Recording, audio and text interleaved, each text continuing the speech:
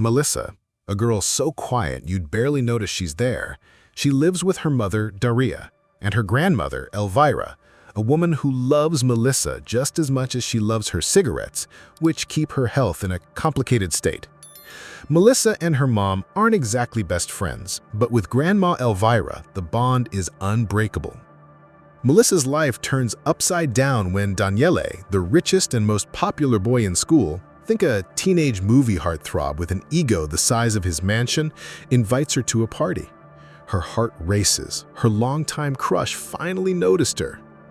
At the party, with her friend Manuela at her side, Melissa freezes in embarrassment, unable to even say hi to Daniele.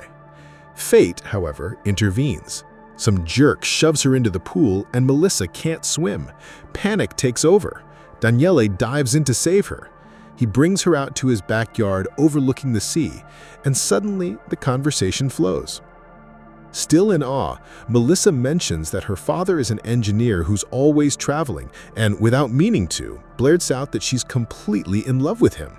Sensing an opportunity, Daniele makes a move. They make out, and then, just like that, he vanishes.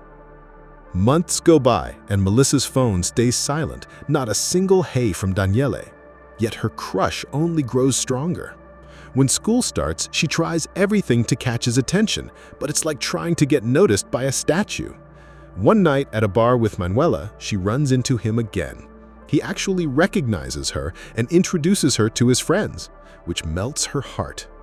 He walks her home, seduces her, and they become intimate. In the middle of it, Melissa confesses she's in love with him.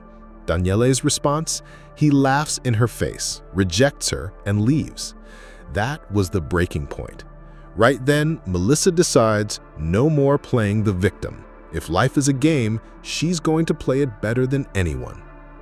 As Melissa starts planning her personal revolution, her family decides Grandma Elvira's health has declined too much and she must move into a nursing home.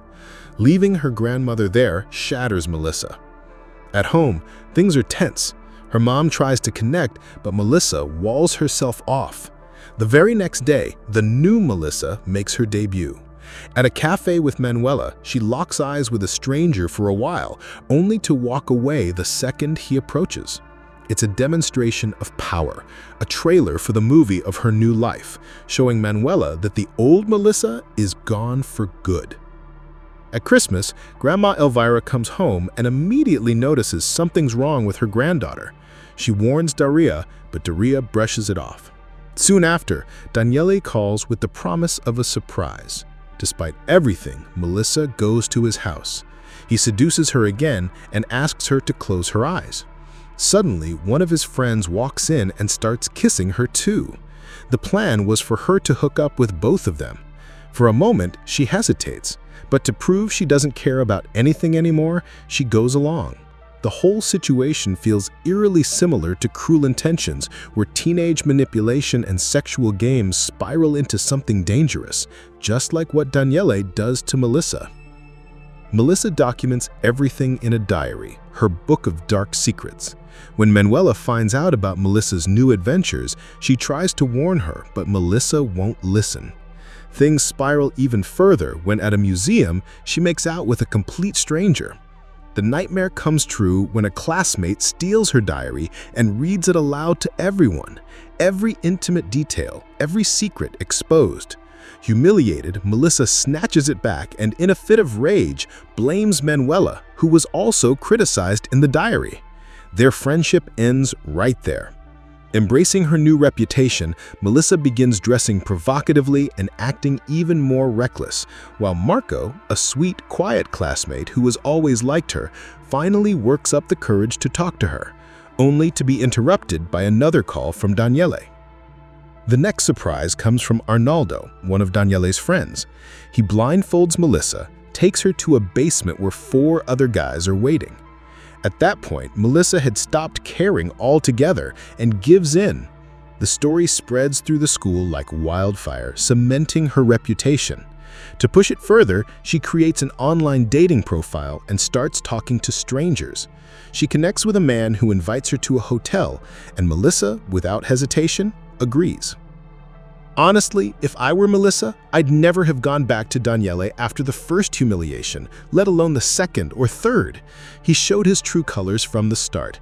I'd have trusted my only real friend, Manuela, and maybe even confided in my grandmother instead of pouring everything into a diary just waiting to be stolen.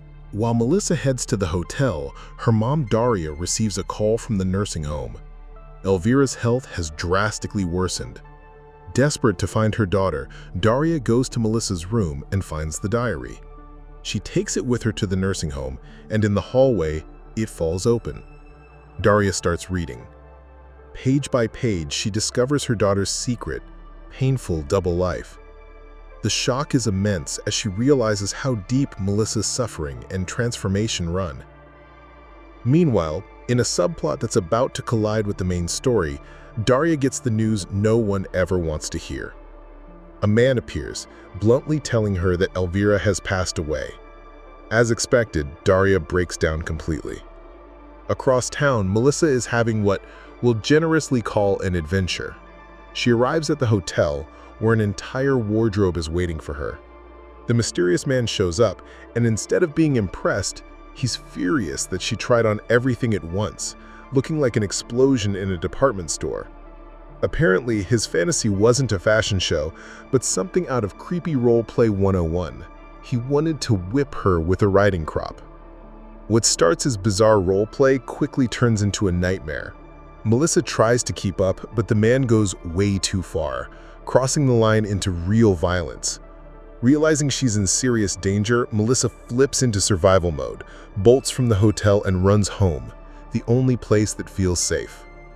When she gets there, she finds her mom in her room, still grieving her mother's death.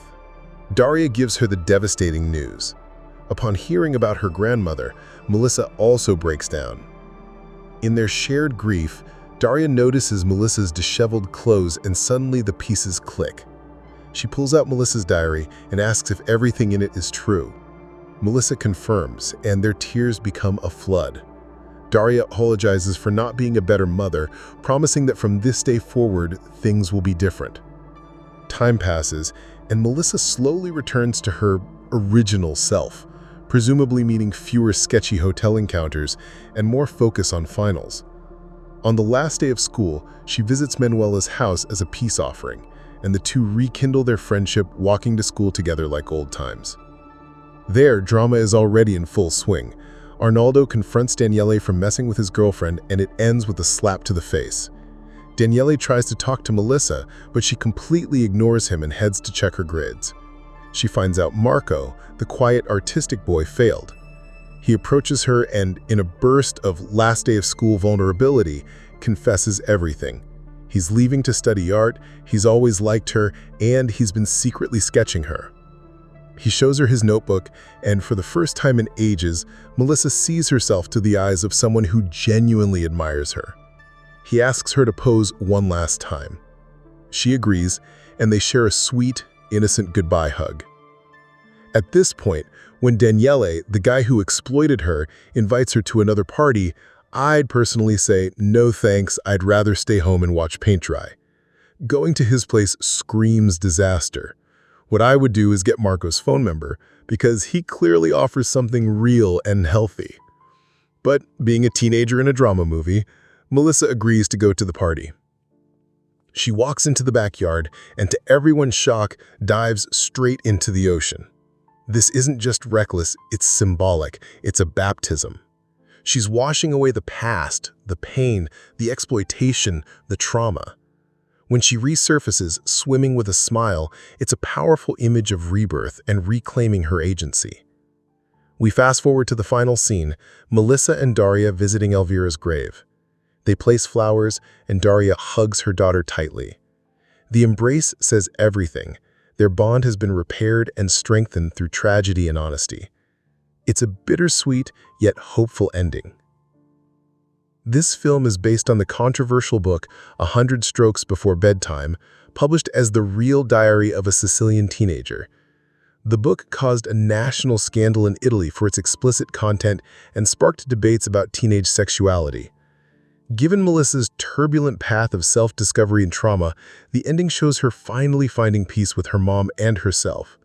which raises an interesting question. Do you think Melissa's destructive journey was a necessary step for her to reclaim her identity and force an honest connection with her mom? Or could she have reached the same growth through a less painful path? Let me know your thoughts in the comments, and don't forget to check out the videos on the channel. I'll leave the playlist in the description and on the screen. Take care, and I'll see you next time.